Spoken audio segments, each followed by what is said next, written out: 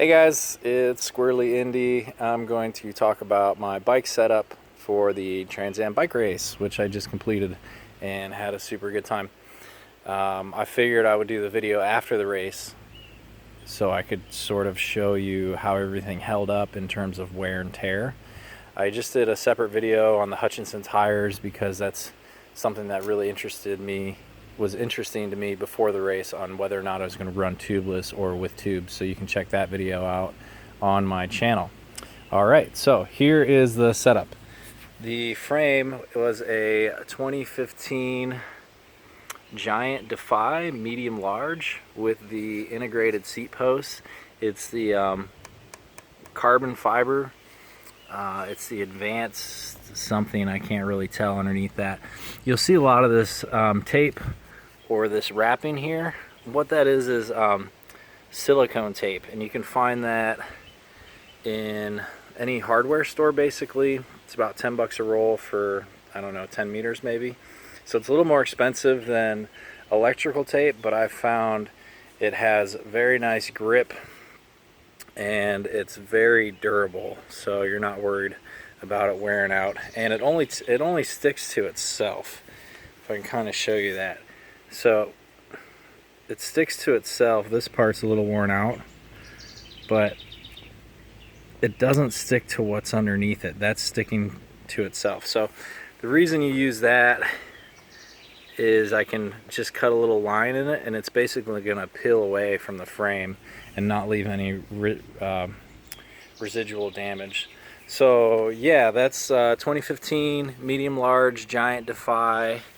I bought it on eBay for $550 and built it out from there. So first thing I ordered was my wheels. And I worked with a company called Knox Composites out of Tennessee, and they're making really fantastic carbon fiber wheels at a great price. And my wheel builder, Sugar Wheel Works in Portland, recommended them. So I contacted them and they were able to help me out, give me a little price break. Thank you, Knox Composites. This model is their Falcor 55D. So 55 millimeters is the height, so you're gonna have some aero benefits. It still weighs about as much as your typical rim, so you're not really adding any weight and you're gaining those aero benefits. And for the front hub, I used a Shutter Precision.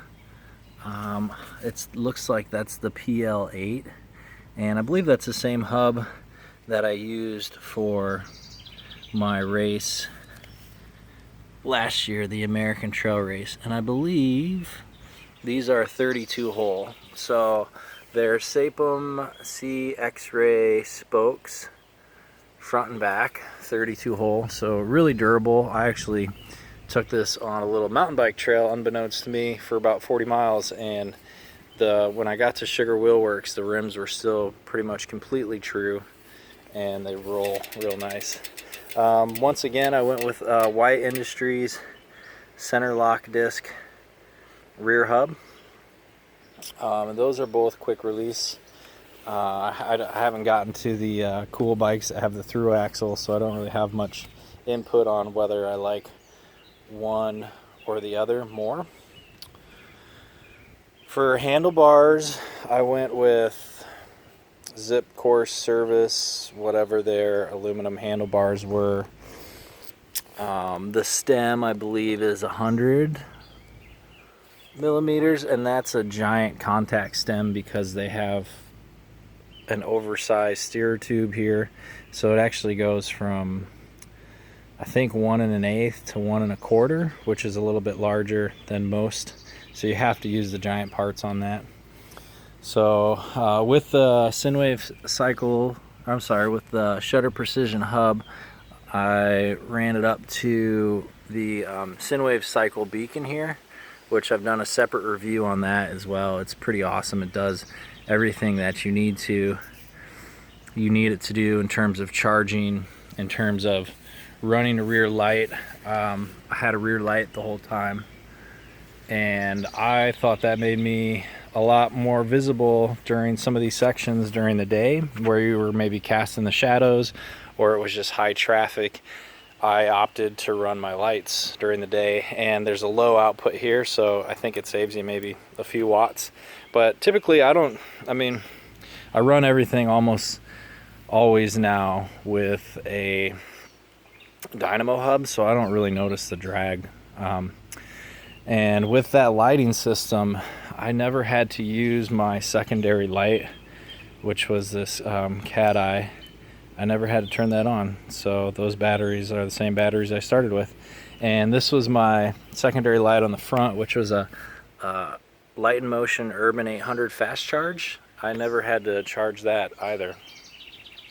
For a pump, I'm hooked on the Lezyne Micro floor pump. They do weigh a little bit more, and you kind of have to get creative with where you're going to carry them, but I can pump up a tire in 2 minutes. It's awesome. They never failed me in 10,000 miles, well, plus with training, so 15,000 miles I've never had one fail.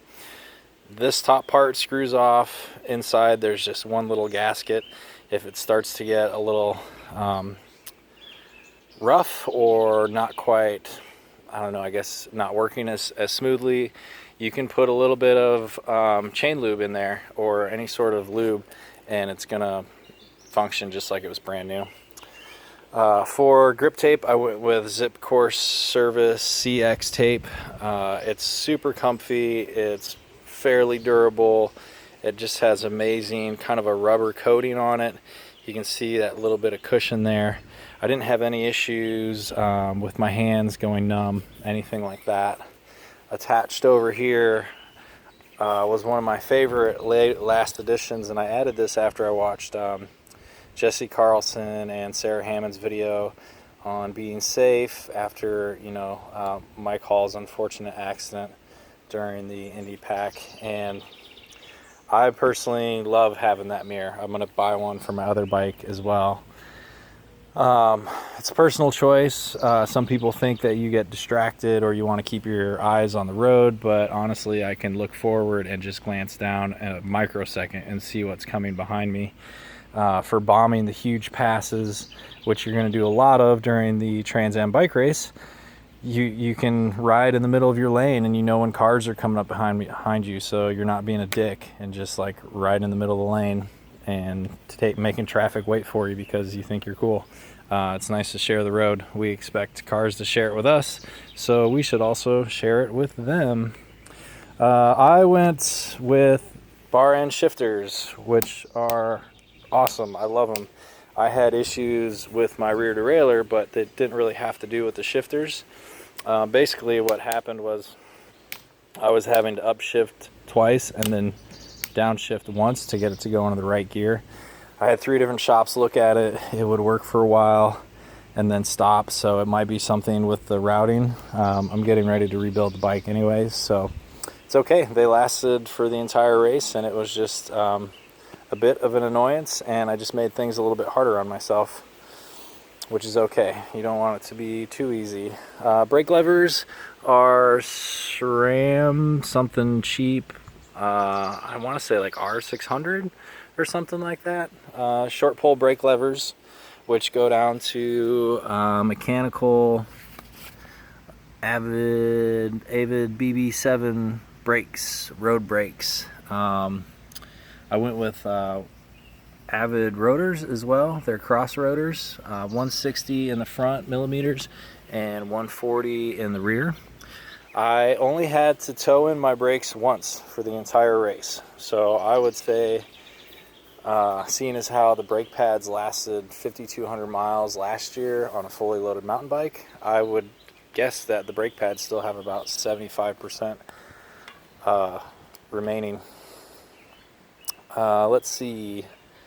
For seat, I went with Specialized Phenom, and I think I would go with a different seat. Not necessarily that this one gave me too many issues, but it's a little long up front to be in that aero position.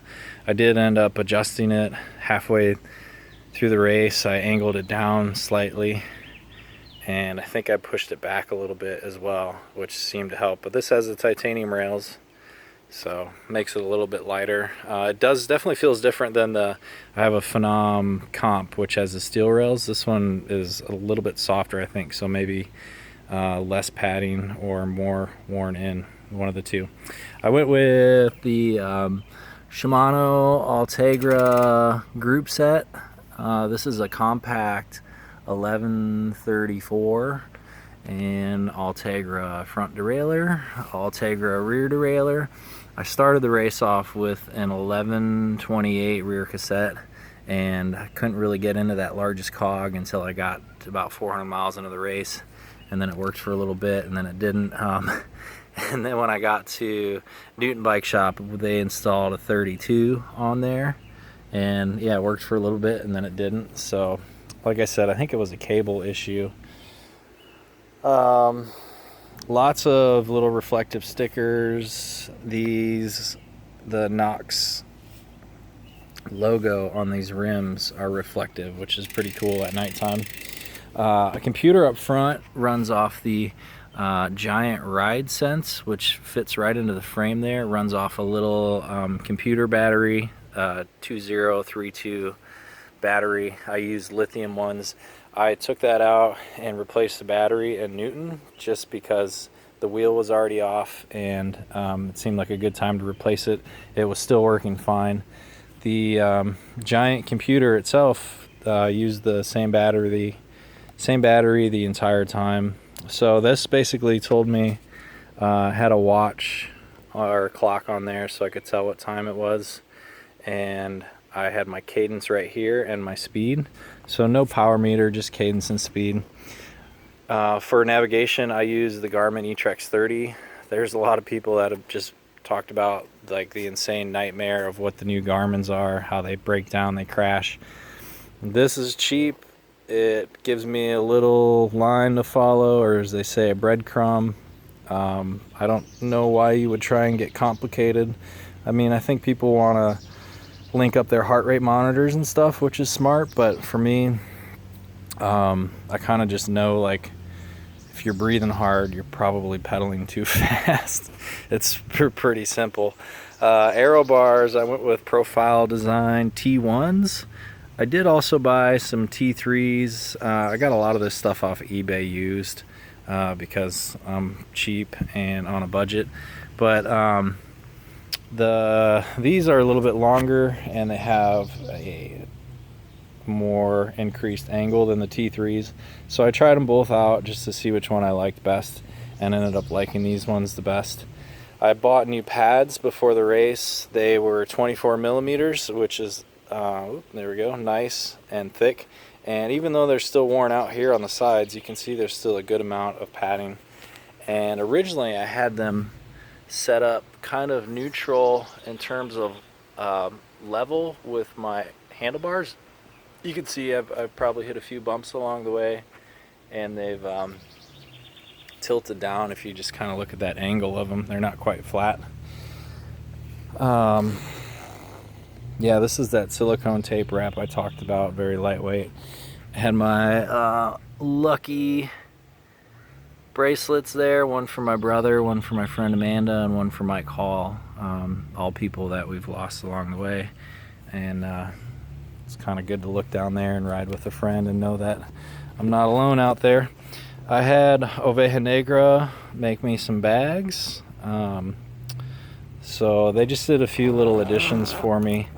I put these, I had them put these like kind of pockets, if you can see, these stretch pockets in there. And the purpose of that was so that when I'm reaching in here and grabbing all my food, this was pretty much dedicated to food, baby powder, wet wipes, and whatever else I had, home remedies in there for my saddle sores and stuff, whatever I was using from the pharmacy, whether it be Advil or whatever. So yeah, I was able to reach in here and stuff my wrappers in there. I think, yeah, I still have a wrapper in there. So the reason I did that was I didn't want anything flying out the other side. 2 side loading cages. I did have another cage up here for a third water bottle. I've just taken it off since I've gotten home. So I was able to carry, I think, 82 ounces of water, which ended up being plenty. A little side pocket over here with toothbrush, toothpaste. I had this little man purse that went around my neck, and I could stuff in here. And so when I got off the bike, I was able to put my phone and my wallet in there, because some of the riders have dropped their phones in the toilets before, and it's just nice to keep everything in the same place. I kept all my electronics in the top tube bag, which is also Oveja Negra, and same thing, I just sweet talked them into putting these little pouches on the side, and I stuck my phone in this one, and then on the other side I would stick the cache battery. I had a 10,000 milliamp Anchor cache battery.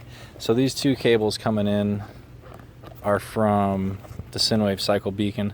This one will actually plug into your cache battery and power your light when you get below a certain speed, so your light never flickers. And I can say, riding through the night, 7-8 different times, complete night riding, it was absolutely amazing and flawless. This is your charge cable, so you would actually plug this part into your cache battery as well, or you could plug it into your phone, whatever you wanted to use it for, but that keeps everything charged.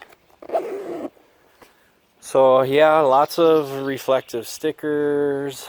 I had a Revelet Design Terrapin out back. It's on the clothesline there, airing out. That's a great system. Had a little attach point for my tracker. This is a Moto X tracker mount that can actually go around your shoulder. It's made for people that are doing dirt bikes. So it's a double Velcro strap system there to hold it together. And then this is the dry bag. I'm airing everything out because I stayed in this really shitty hotel when I got done with the race, and it was a smoker hotel, so all this crap smells like cigarette smoke, and I gotta air it all out. But yeah, balling on a budget. Pedals, I think the only thing I didn't go over, these are the I want to say PD or AD, I think PD, yeah, it looks like PD 500. I saw some people using XT pedals out there, which I never even thought of. That would have probably saved me some money, but I think these were a little bit lighter.